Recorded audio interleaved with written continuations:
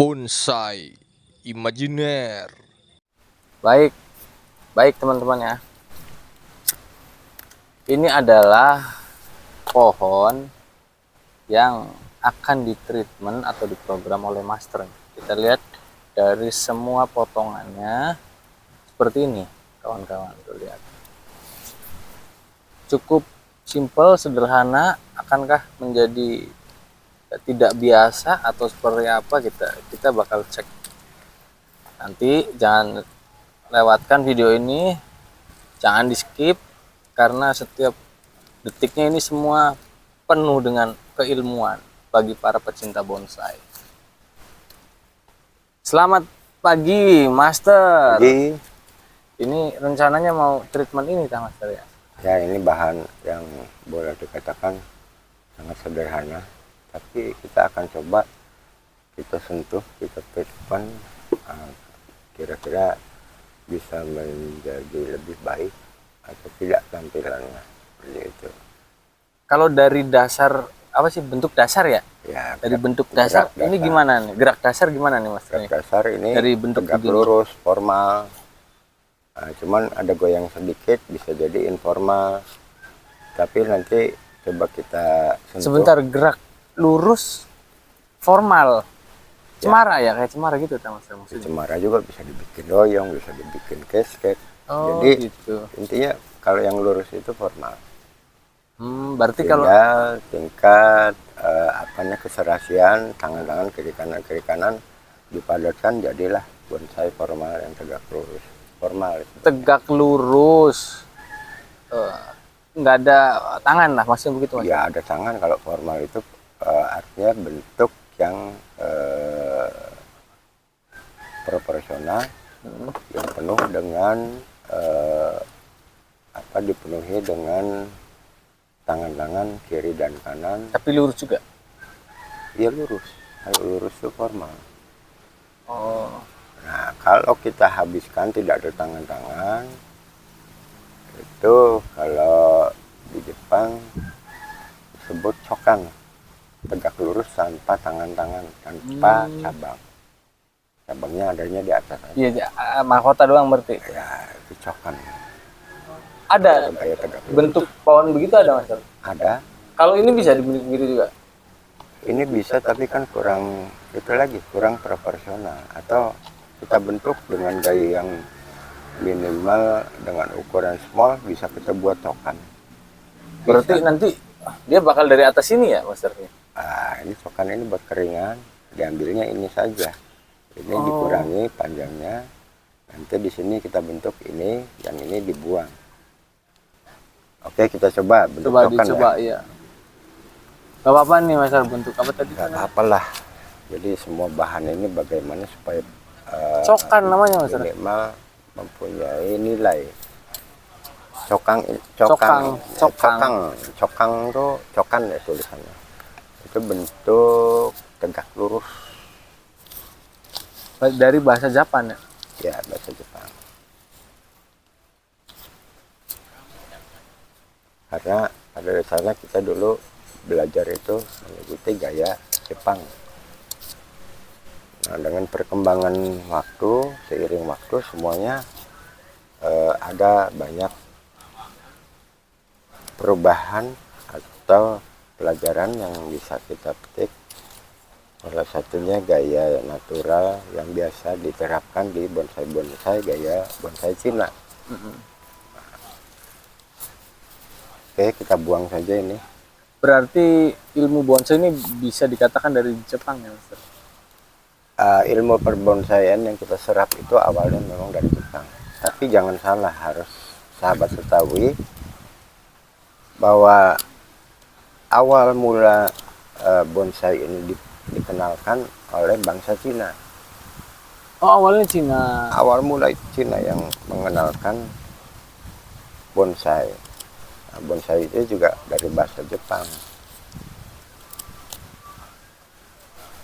Dari kata bon dan sai, pohon dan pot.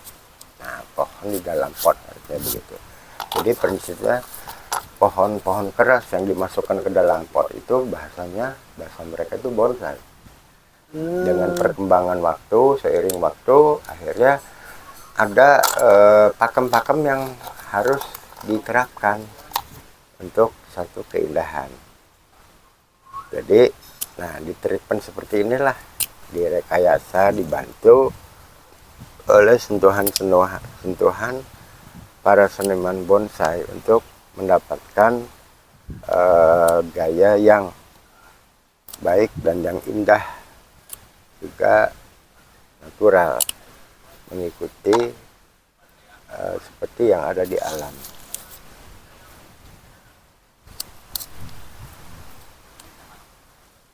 Berarti udah dari zaman lama ya bonsai itu ya Master? Ya sudah ribuan tahun ya. Udah ribuan tahun ya? Ribuan tahun, hanya dikembangkan di Jepang. Yang kita kenal dengan bonsai kaisar itu sudah ratusan tahun, itu turun temurun. Kalau Dari literaturnya kekaisaran ada nggak sih Master? ada di internet juga, bisa dilihat, bisa dicari. Kayak buku rilisannya gitu ada? Ada, dulu ada, saya sempat juga pada awal-awal saya mengenal bonsai itu saya pelajari literasinya itu dari buku-buku yang dibuat oleh seorang seniman bonsai Indonesia. Nah, jadi seperti ini saja. Ini kita lakukan pemotongan lagi. Kita potong lagi. Nah, kita buat tegak lurus seperti ini. Oh, lalu gitu. nanti kita program ini. Tapi ini ada luka-luka begini tidak apa-apa Mas? Enggak masalah. Enggak masalah.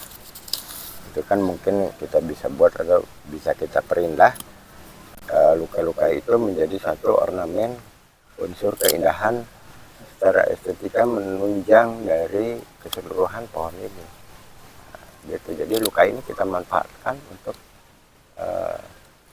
ornamen secara estetika masuk ke dalam rangkaian satu bentukan bonsai.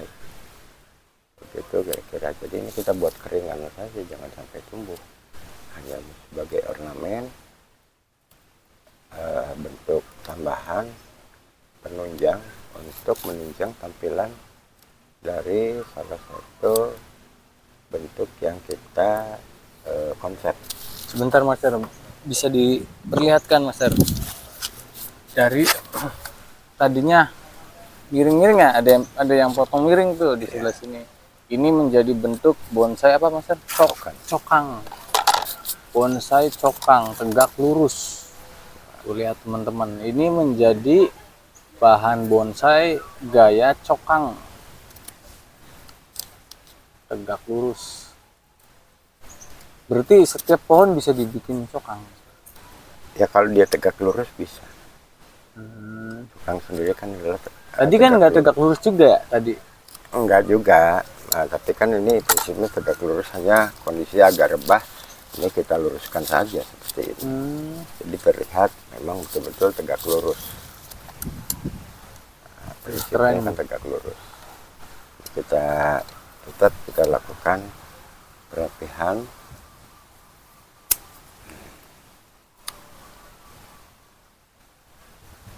Agar terkesan menirus.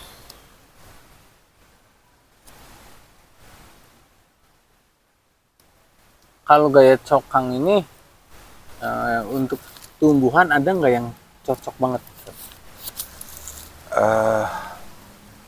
Sepertinya Kelapa ya? sejauh Kelapa ini. kelapa, kalau kelapa itu bukan termasuk bonsai. Tidak bisa dikategorikan bonsai murni ya dalam perkembangan sekarang. Karena dia tidak mempunyai cabang, tidak mempunyai percabangan. Kan dia langsung itu kan ya, langsung itu ya Mas. Dia berbatang tunggal. Sehingga secara estetika tidak akan maksimal. Dia pasti gayanya gaya engkel atau berbatang tunggal. Mungkin bisa diprogram sedikit-sedikit, dibikin kayak merintir. Berbatang tunggal tuh berarti cuma satu batang doang? Satu batang, tidak punya cabang, tidak punya... Nah, itu berbeda dengan gaya cokang? Prinsipnya tidak bisa kita atau kita deskripsikan seperti itu. Jadi kalau kelapa itu memang berbatang tunggal, tapi kan dia berpelepah banyak atau bukan cabang, itu pelepahnya ya, atau bagian dari daunnya. Daun itu tuh. Betul. Sehingga tidak bisa kita katakan apa namanya, dia kategori bonsai murni. Tapi bisa dikecilkan, bisa apa kelapa itu. Hanya kemungkinan besar tidak akan bertahan hingga ratusan tahun. Tapi yang sudah terbukti adalah bonsai kaisar itu sudah kisaran 500 tahunan. Bonsai apa tuh Mas? Pohonnya? Pohonnya pohon juniper atau pohon cemara. Cemara. Ya. Pohon cemara mampu bertahan mungkin Sampai ratusan 500 tahun ya? Sampai 500 tahun sekarang. 500 tahun ya sekarang. Ya. Kalau hilang-hilang ada rekor sampai berapa tahun? Belum, termasuk baru. Termasuk baru. Oke. Termasuk baru karena ini kan juga diperkenalkan belum lama, tampil di event-event nasional belum lama boomingnya. Sekitar baru kurang lebih 10 tahunan lah belakangan ini. Sebelumnya orang tidak mengenal atau jarang membuat dari bahan hilang-hilang ini. Nah, setelah semuanya viral, baru orang berduyun-duyun mencari bahan bonsai. Nah, cukup seperti ini. Oke Master. Bisa kita lihat sahabat bonsai di rumah. Jadi jangan berkecil hati apabila menemukan bahan bonsai yang tegak lurus. Mungkin ini bisa menjadi referensi sahabat bonsai semua agar kita berkarya mengoptimalkan bagaimana sebuah bahan yang sederhana menjadi bahan yang menarik, bahkan sangat menarik. Demikian penjelasan kami tahapan demi tahapan hingga ke tahap akhir ini bisa kita saksikan. Semoga bermanfaat untuk kita semua. Tetap jaga kesehatan, tetap semangat, tetap bahagia. Salam satu hobi. Terima kasih.